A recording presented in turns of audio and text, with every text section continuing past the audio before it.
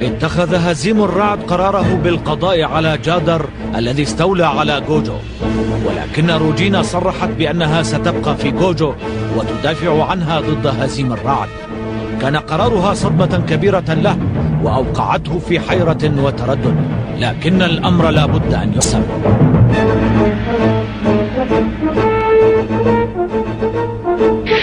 أحرق جادر قلعة مدينة بوت عاصمة جوجو، وبنى قلعة جديدة في مدينة سايو عاصمة الإمبراطورية السابقة، ثم انتقل إليها وأعلن نفسه إمبراطورا للمجرة.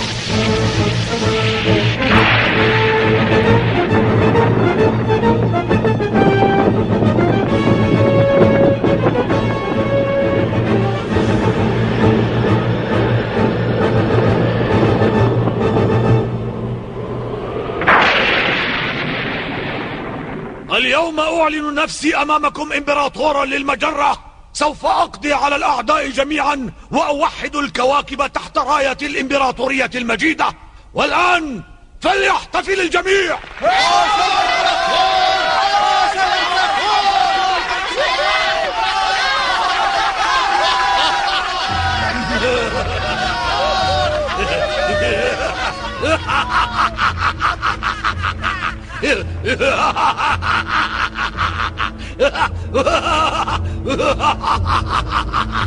وأخيرا أصبح هذا الرجل الدموي إمبراطورا.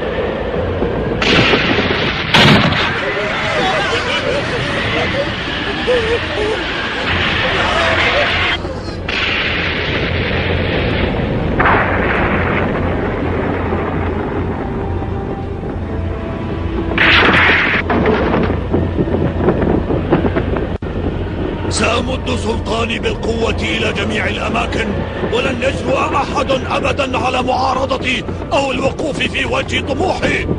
لا أحد، إنني الأقوى.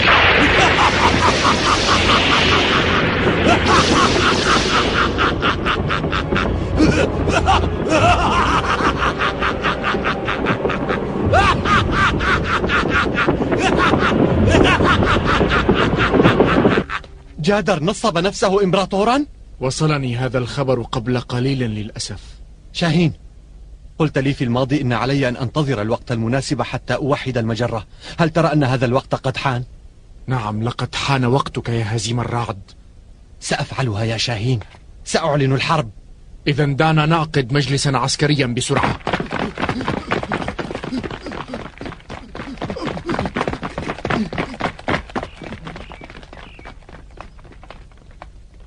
سيد سانغرا كوساي، هل حدث مكروه؟ نحن نعقد اجتماعا للمجلس العسكري. نظف المكان جيدا. حاضر. سيد لينغ سوغا، ما الذي تفعله الآن؟ هنالك اجتماع للمجلس العسكري وأنت مدعوا لحضوره. من قال هذا؟ السيد شاهين. هيا أسرع. أرجو المعذرة. لا أفهم فيما يفكر شاهين، إنه رجل غريب. أيها الرجال، لقد حان الوقت كي نهاجم الإمبراطور المزيف جادر ونقضي عليه. حاضر. إنها الخطوة الأولى لتوحيد المجرة. نحن متشوقون إلى ذلك. أصبح الأمر مثيرا. سوف نقضي على الأعداء. سنبدأ التحرك بعد 5 أيام ونخوض المعركة بالقوة كلها، أي ب10 أسراب مقاتلة. كاوبو في المقدمة. حاضر يا سيدي، وشكرا على ثقتك بي. ابذل جهدك. أعدك أن أقوم بأفضل عمل في حياتي يا أبي. أنا ورماح سنقود 5 أسراب هي القوة الرئيسية. مستعد. شاهين ستكون معنا. حاضر. سانغرا كوساي، أنت ستحمي ناكيرو وتدافع عنها مع 6000 جندي. ولكن هذا ظلم. أريد الاشتراك في القتال. الآنسة سيموني والآنسة ريلا هنا، وعائلات المقاتلين أيضا. إنها مهمة أصعب من القتال. حاضر، سأنفذ هذه المهمة. أين أنت يا لينغ سو؟ تعال. أنا هنا يا سيدي. الخطة الحربية التي وضعتها لتوحيد المجرة رائعة جدا. لقد رأيتها ونالت إعجابي أيضا. شكرا سيدي. سوف تكون معنا في سفينة القيادة. في الصاعقة؟ نعم، فأنت نائب للمخطط الحربي شاهين، وهو الذي اقترحك. السيد شاهين هو من اقترحني؟ وأنا أؤيده. إياك والخوف عند القتال. سيدي القائد، سأكون عند حسن ظنك. سنخترق قوات العدو ونشن هجوما شاملا وسريعا. يجب أن تكون الحرب قصيرة وسريعة.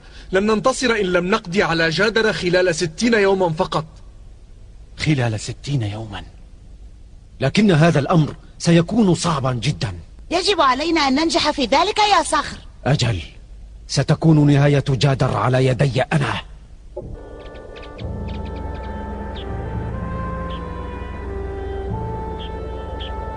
إنها المعركة أخيرا. صحيح، ستكون هذه هي المعركة الأكبر والأهم في حياتك.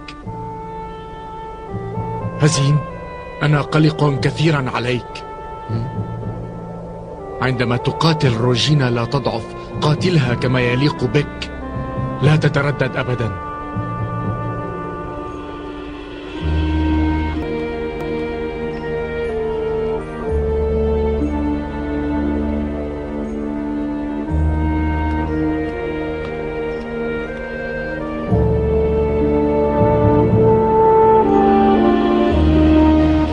تحقيق الأحلام ليس سهلا.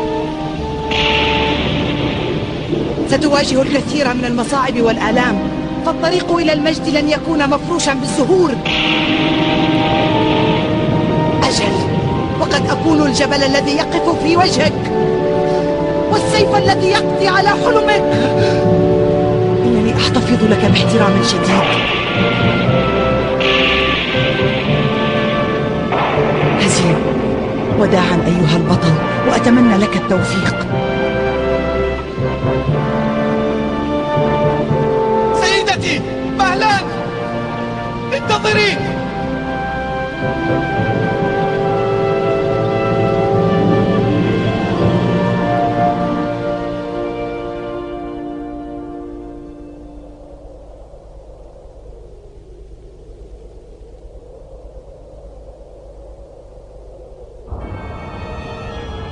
خلال الأيام الخمسة التي تسبق التحرك، كان على قوات هزيم الرعد أن ترفع الجاهزية استعدادا للمعركة. كل شيء يجري بسرعة، وقد خيم جو متوتر فوق ناكيرو الهادئة.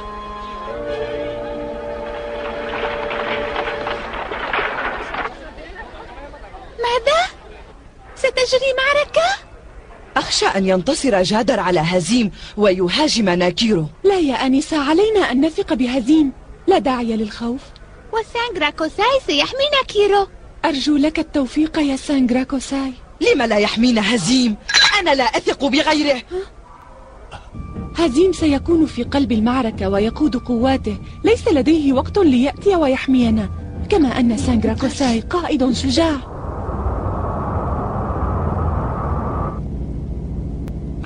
قواتنا تستعد للمعركة. كيف الروح المعنوية للجنود؟ في أفضل حالاتها. سيغيبون عن ناكيرو فترة طويلة، لذا أريدهم أن يودعوها بفرح. قدم لهم طعاما شهيا وليقيموا الاحتفالات. شاهين، ما أخبار تحركات تاي ورين؟ كل منهما يقف في وجه الآخر. هذا صحيح، الخلاف بينهما أصبح حادا جدا. كل واحد يراقب الآخر ويتربص به، لذا لا يمكن لأحدهما أن يتحرك بسهولة. صحيح. لنفرض أن أحد الأطراف تحرك، عندها يكون أمامه 3 خيارات: إما أن يهاجم جادر، وإما أن يهاجم قواتنا المتقدمة، أو يهاجم ناكيرو. لا تخف. هذا إذا استطاع الإفلات من خصمه الذي يراقبه. الخيارات كلها محسوبة، لكن يجب أن نبقى متيقظين وأن ننجز مهمتنا بنجاح في أسرع ما يمكن. روجو حاكم كوكب رين الذي التقى هزيم الرعد وقتله ذات مرة، قام بضم شعوب المنطقة الجنوبية الأخرى، وحصل على قوة حربية تعادل قوة موسامي حاكمة تاي.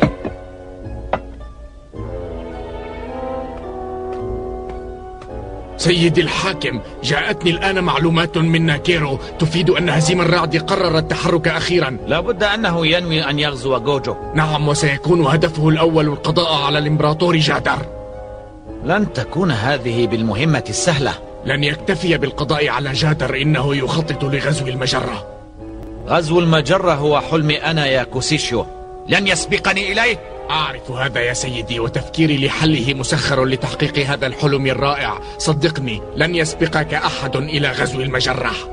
وماذا تقترح أن نفعل الآن؟ سنستفيد من حالة الفوضى التي تنشأ من غزو هزيم الرعد لجوجو.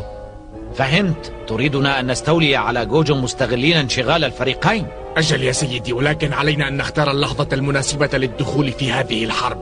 هذا جيد، لكن يجب ألا ننسى موسامي. صحيح، لذا سنجعل الشعوب الجنوبية الأخرى توقف هجوم موسامي علينا. الشعوب الجنوبية؟ إنهم أقوياء جدا في الحرب، ونحن لا نريد منهم سوى أن يوقفوا هجوم موسامي المحتمل. خطة جيدة، نفذ. حاضر. شكرا على ثقتك يا سيدي، وسنستعد بأسرع ما يمكن. وصل نبأ تحرك هزيم الرعد للهجوم على جوجو إلى موسامي حاكمة كوكب تاي. الكل في المجرة يرقب الأحداث بقلق واهتمام. يبدو أن المعارك بدأت. هيرو، كم تبلغ قوات الشعوب الجنوبية حول الحدود؟ نحو 600 سفينة حربية يا سيدتي، وكلها من المدمرات الضخمة. لقد فهمت. روجو يريد أن يبعدني ليصبح قائدا. إنه يريد أن يحول دون أن نشترك في الحرب حتى يتاح له غزو جوجو. لن يستطيع فعل هذا. هزيم الرعد هو الذي سيغزو جوجو، ولن يسمح لروجو أن يسرق منه النصر، كما أن المستشار الحربي لهزيم الرعد ذكي، ولن يفوته حساب احتمال تحرك روجو. إن قوة هزيم الرعد الحربية أصبحت كبيرة جدا بعد أن انضم إليها القرصان كوين وابنه كاوبو وجنودهما. شاهين يعلم أنه إذا تحرك أحدنا، أنا أو روجو، فالآخر سيوقفه. لابد أنه قد بنى خطته على هذا الأساس. إذن سأنتظر حتى أرى تحرك قوات روجو، ثم سأضع خطتي. حسنا، موافقة. شكرا. بات من الواضح أن جادر سيقتل حتما في هذه المعركة. ما الذي يجعلك واثقة كل هذه الثقة يا هيرو؟ لأن هزيم الرعد عندما يشن هجوما على جوجو ستنشق القائدة روجينا عن جادر. روجينا لن تفعل. ولكن روجينا هي من ساند هزيم الرعد ووقف إلى جانبه. إنها مثل أمه، فهل ستقاتله؟ نعم، ستقاتله يا هيرو. لا أصدق هذا. يقولون إن النمر يدفع بابنه إلى الوادي لأنه يحبه ويريده أن يصبح قويا. هل تفكر هكذا؟ لا يمكن أن تفكر بأقل من هذا المستوى. إنها روجينا الرائعة، وقد تمنيت كثيرا أن أكسبها إلى جانبي. كم تبلغ قوات هزيم الرعد؟ بعد أن انضم إليه القراصنة أصبحت قوته 10 أساطيل. 10 فقط؟ هل يريد أن يقاتلني بهذه القوة؟ هي له من غبي. ولكن يا أخي، أقصد أيها الإمبراطور، أرجو ألا تستخف بهزيم. جايان، أنت تبالغ في تقدير قوة هذا الولد. لا، ولكن لا أريدك أن تستخف به. سنقضي عليه بضربة واحدة. ما رأيك في هذا أيتها القائدة روجينا؟ أيها القائد جايان، عفوا أقصد الوزير جايان، أنت تخاف من هزيم كثيرا، ربما لأنك لم تنجح في قتله. أخشى أن يؤثر خوف الوزير جايان على الروح المعنوية لجنودنا. إذن ما رأيك أن تتولي أنت قتاله؟ كان تابعك ذات يوم، لذلك من الأولى أن تؤدبيه أنت. يجب ألا تترددي أبدا، اقضي عليه. إنني مستعدة، سأنفذ هذه المهمة. إنها لك إذن. لا يهمني من يفعل ذلك. اسمعوني، اقضوا عليه بسرعة. هيا!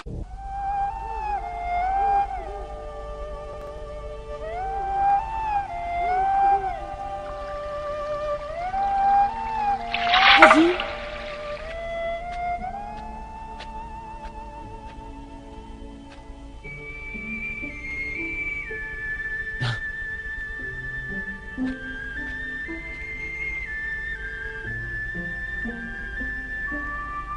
لم أتوقع مجيئك إلى هنا يا سيموني. اسمعني يا هزيم، هنالك أمر سأخبرك به. أي أمر؟ أرجوك كن حذرا. ولكنك يا سيموني، أنا كنت أكرهك لأنك قتلت والدي، ولكنني لا أستطيع أن أقتلك، حتى لا يمكنني أن أكرهك. نعم يا هزيم، أبي لا يحب الانتقام، وكان يحلم أن يرى المجرة موحدة، وقد طلب إلي أن أحقق له هذا الحلم. سيموني، للأسف أنا لا أستطيع أن أحقق هذا الحلم، وليس أمامي إلا أن أعتمد على شخص يستطيع أن يفعل ذلك، وأنا سأساعده حتى لو كان قاتل أبي. سيموني، أتثقين بي؟ أجل، أنقذ المجرة يا هزيم، فأنت أملنا. سأحاول. سوف تنجح، أنا واثقة. نعم، سأفعل ذلك يا سيموني. سأبذل جهدي كي أحقق حلم أبيك. جميع الناس في المجرة يتوقون إلى الهدوء والأمان، أرجوك حقق هذه الأمنية لهم. أيتها الآنسة سيموني، سيد الحاكم هزيم، الجميع في انتظارك. إذن هيا بنا.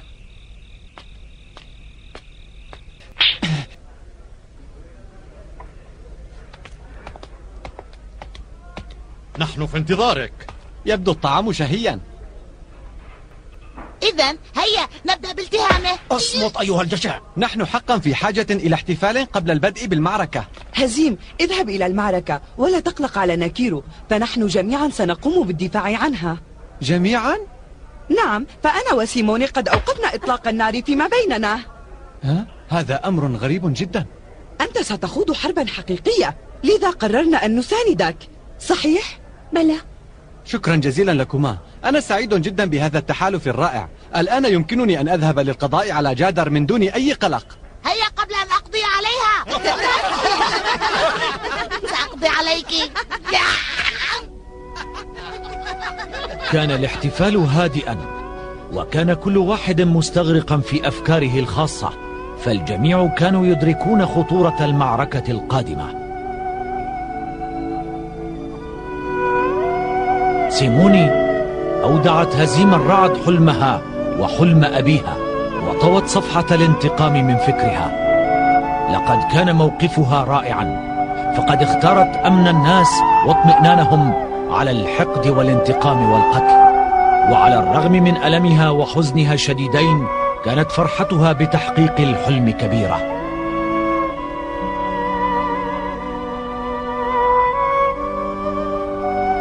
هزيم الرعد فهم شعور سيموني واحترم موقفها جدا، وهذا ما أعطاه دفعا إضافيا للمضي نحو الأمام. بنظرة عامة إلى المجرة نجد أن الجميع في حالة استنفار وترقب، وكلهم يشعرون بقلق شديد من اقتراب المعركة.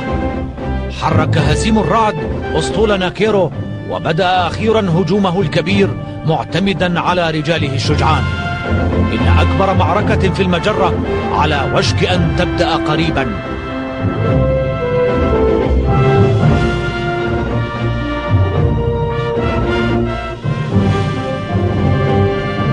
ترى من سيقف في وجه هزيم الرعد؟ روجو أم موسامي أم القائدة روجينا؟